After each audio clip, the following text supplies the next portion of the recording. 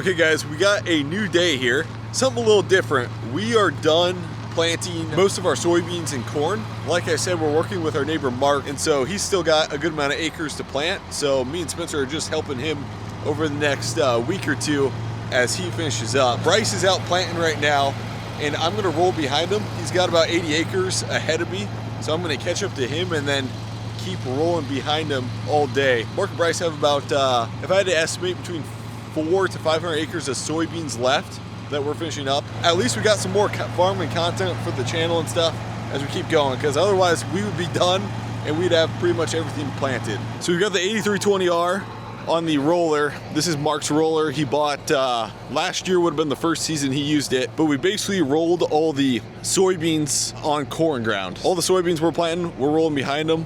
What it's doing, it's 50 foot wide, pushing down any rocks, and then it's really making the surface really smooth to come back and combine. It's quick. I'm doing about 70 acres an hour, running about between 10 and 12 mile an hour. What we also may do is once we're done with beans, it's looking like seed corn is gonna start up in a week and we'll be all done with beans. So what we may do is run Mark's got an 8R370 with a 45, 50 foot field cultivator.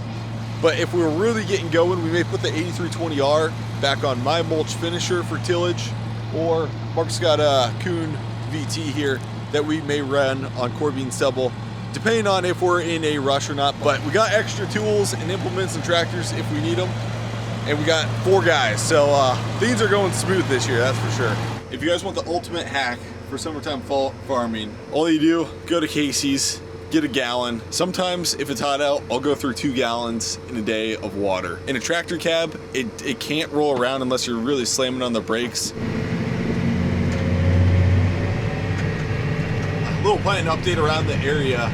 Today's May 4th, and I would say everybody's about 50% done, probably 50% corn, 50% beans is what it seems like. If you just, and this is central Iowa, if you just go east of here, 2 counties, they got hit with a lot more rain, and we missed a couple rains, and it's probably like 20% corn and beans in those counties, especially in the eastern Iowa area. So how this all works is there's wheels in the back that I'm gonna turn with my hydraulics, and it's gonna turn those wheels in the back, twist them outwards, so when I back up, we're gonna keep going a little bit, and I kind of start lowering her down. Right side's coming around and should lock in if I can get that. And then all I do is I got latches right here, latch it in, should be good. We'll lift those wings up, and then I'm gonna put the main hitch right there that moves it up and down. I'm gonna put that and float here. Cover these up so I don't actually screw anything up, and should be good to go.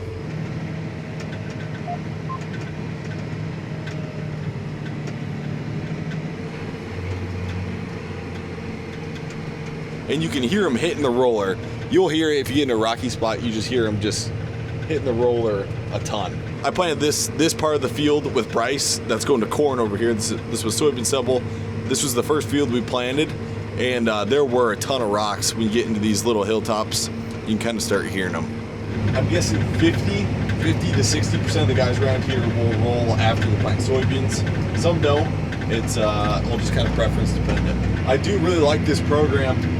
How like Mark will do it is when you go corn 2 years from now, there's not as much residue out there for that next year's corn. It kind of chopped it up a little bit, integrated it.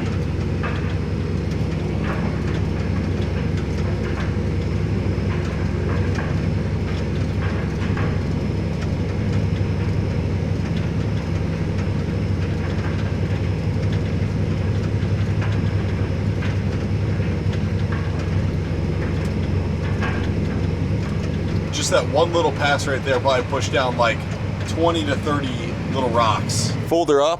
All we do is unrelease those latches there. I like to just get it up a tad bit so the front doesn't drag on the ground, but there's not too much weight on the wheels, basically. So we'll turn those wheels. Good to go.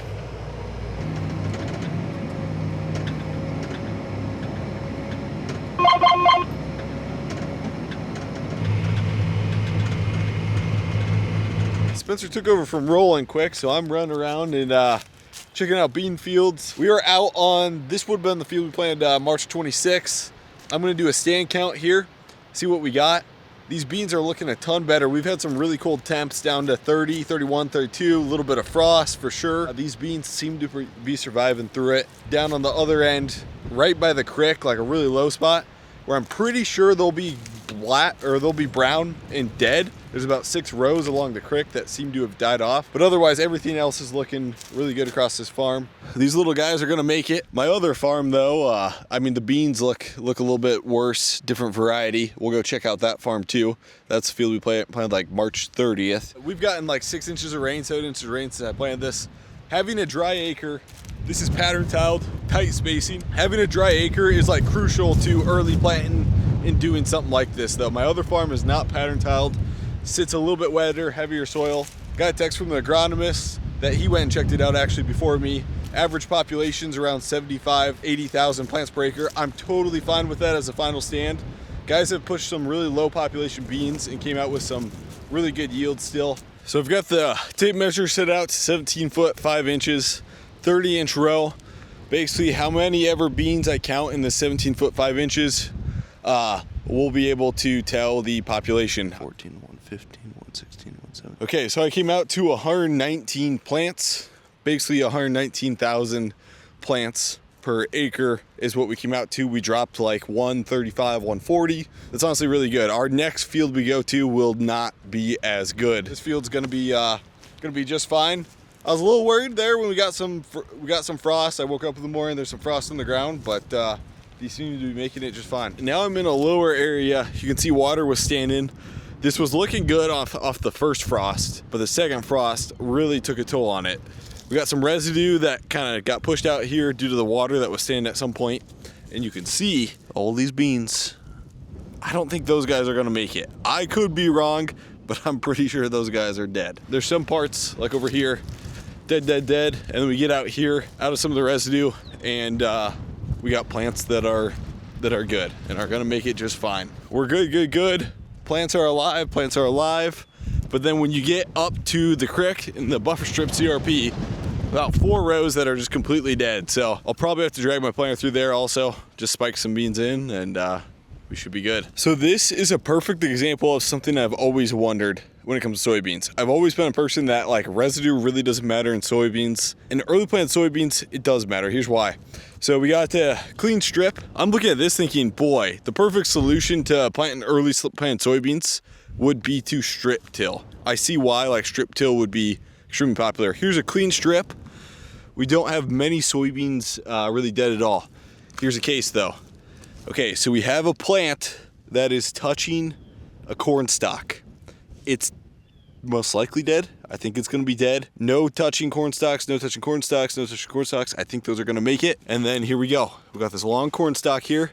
We've got a plant that was touching the corn stalk and it is dead. This one's surviving. This one's most likely surviving. Anything that was close to residue or touching residue is dead. I wasn't sure. Sometimes residue kind of protects the soybean and it has better emergence sometimes under residue because you don't get like a crusting under the soil. I also noticed, but for early planted, yeah, least residue possible.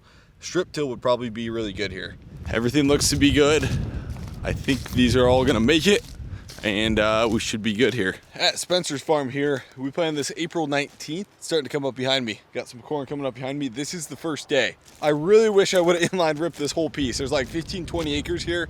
High productivity, extremely high fertility. Pulled some of the best beans off last year that we've ever had. I wish I would have done the whole piece here. Day 1 emergence. This stuff wasn't up yesterday. We'll see how this all comes up, but boy, look at that.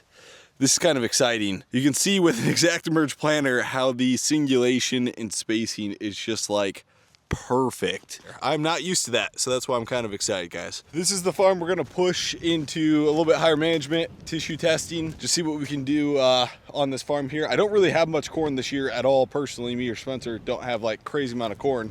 Have a lot of beans. We are finishing up the last pass of bean rolling. I finished up this 160 acres. Bryce finished about an hour ago, and I'm just behind him. Pretty much gonna be done with beans actually after today. I've just got 80 acres left that we're kind of waiting on some pattern tile right now, checking out few old mains, seeing what's gonna work.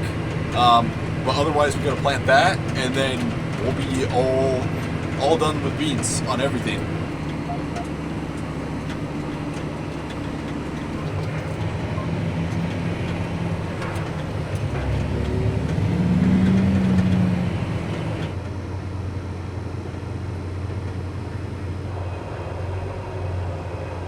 There we go. We're done for the day. My 80 acres left, and we'll be all done rolling and done with beans. It's the next day now, and taking the roller back to the shop here. Plan is, I think Mark's got some ground he needs to vertical till.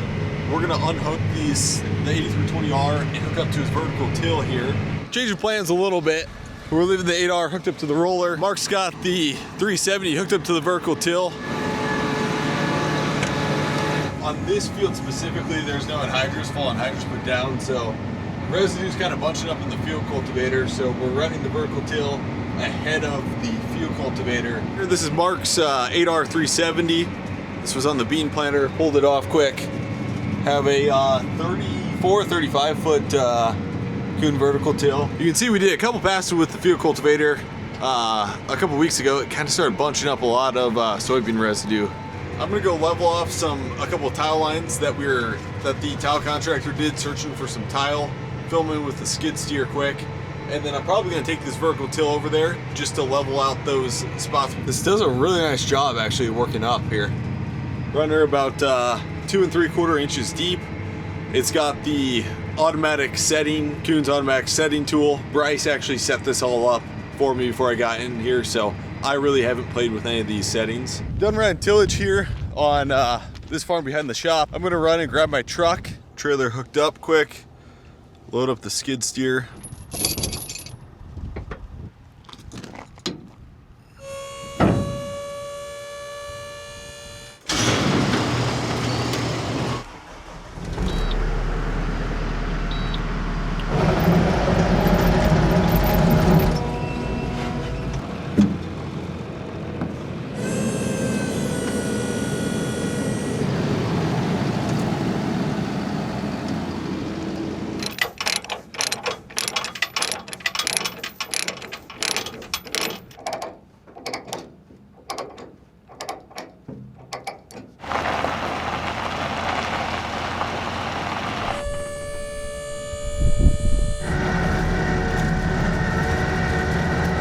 This is the farm where we're gonna fill in the tile holes. Basically the tile contractor did a lot of old clay searching.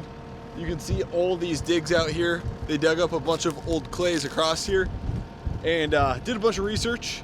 And basically what we're gonna do is we're gonna see if we can get, we've got an 8-inch main going through this low spot here, and we're gonna see if we can get, we're for sure gonna put in a 12-inch, but we're gonna see if we can get it deeper, because about a half mile away from there, it gets pretty deep, and there's enough slope to where we can come in and set our 12-inch main, this 12-inch main over here, a lot deeper and drain this low spot a lot better.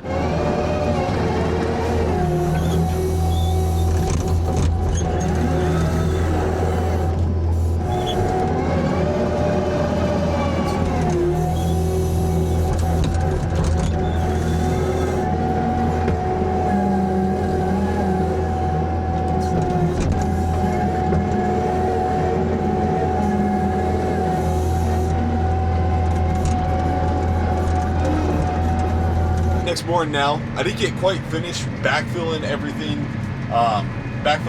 on this farm. It got dark, and so I've got the skid steer there still. I'm going to finish up a little bit today, and then I bring the vertical till over, and all we're going to do is just fold down the wings and just kind of level out those spots so it's at least somewhat smooth to plant over. There's Spencer. He's going to take over in the skid steer, finish the piles, and then I'm going to level them off behind him. You're late. I think that'll actually do a really nice job leveling it off.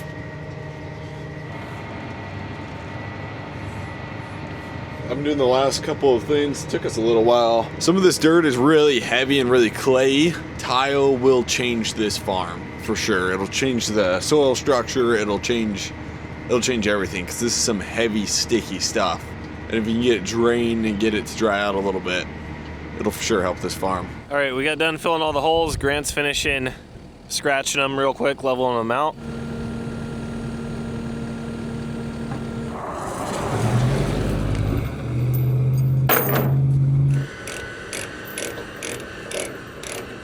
Last field to plant.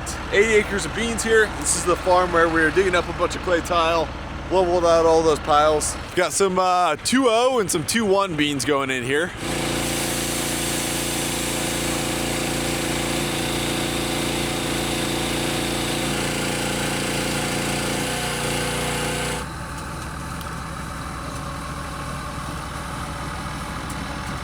My thing with beans is basically in the spring, if it's March and it's time to do tillage, you should probably be planting soybeans almost. Today's May 7th.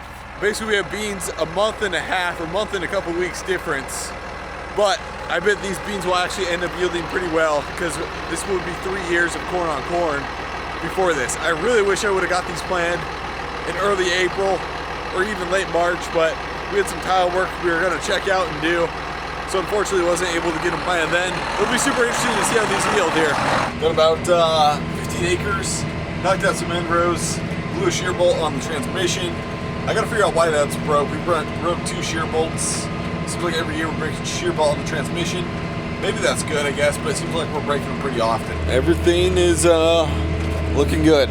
We've had rain in about a week, and even some of these spots are still pretty wet. And them going out digging, basically you can see those orange flags there. That's what they locate all of the existing mains out here. So we've all got them all GPS coordinated, but these orange flags here are the main. I kind of want to leave them here because when it gets wet, I really want to see what because I know those old clays are there, and I want to see what the conditions are like underneath those mains. And then about 30-40 foot away, like, is the ground still wet 30-40 foot away? So it's kind of nice looking at those. Super nice having the Cab Tech radio. Listen to podcasts all day while playing. Picture of like a plant's health. Use computer vision, to use radar, lidar, like kind of sensing. One of the things, guys, especially if you're young, and like let's say you're in high school or college, and you're out mowing this summer on a lawnmower, or you're in a tractor all day, like one of the highest ROIs is just listening to audiobooks, like self-improvement audiobooks, investing audiobooks, podcasts. There's great podcasts out there. And just bettering yourself, bettering your mind, learning about something. It is by far one of the highest ROIs. In high school or in freshman year of college, a couple days a week, I just did a lot of landscaping stuff for a guy. Just listen to as many audiobooks on investing as possible. And when you think about it, I don't know what I got paid, 13, 15 bucks an hour or something like that. But the ROI I got from sitting there for an hour or listening to those audiobooks is 10x, 30x, 50x multiples, depending on if you took action on that. So, I don't know, it's one of the things, if you can just throw yourself into a bunch of audiobooks and podcasts while you're doing nothing, like right now we're doing nothing, sitting in the tractor cab, it's at least some return on your time. You're getting something out of it. I'm sure a lot of you guys do that, but super good depending on the content you're listening to. You can learn a lot and get good use out of your time while you're sitting basically doing nothing in a tractor cab. A couple more bags of seed to finish off the field. Supposed to got a bunch of old bags. That's what we're going to use here. So I'm here with the roller, gonna roll behind him. This rock box came really in handy. We've got about 15 acres left. Spencer arrived with the roller. He threw some we had some leftover bean seed from last year, and I really don't want to run back and grab another Pro Box. I probably need like 5 units, so he brought some of that. Last field of the year, 15 acres left. Here we go.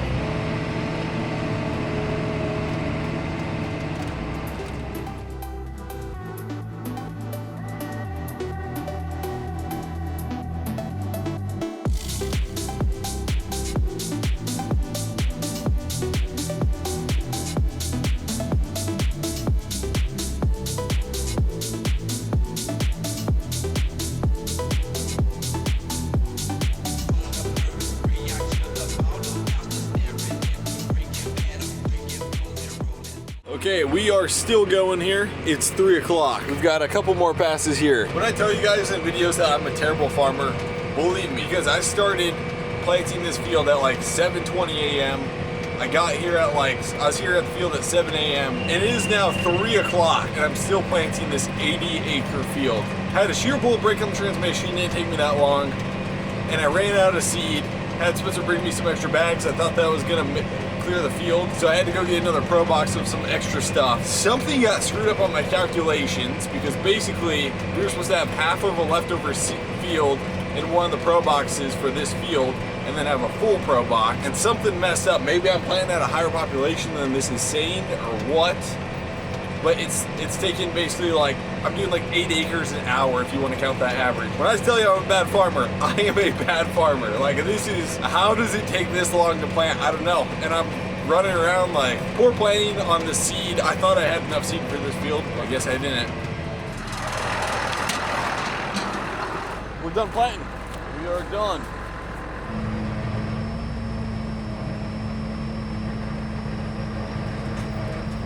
Tractor is parked. We are officially done planting. Spence, what do you think? It's good. We did covered a lot more ground this year technically, but there were systems and a lot more efficient. So usually Grant and I are just running around, no plan. So this year we actually have plans. And yeah, a little more program. So thanks for watching. I'll see you guys in the next video.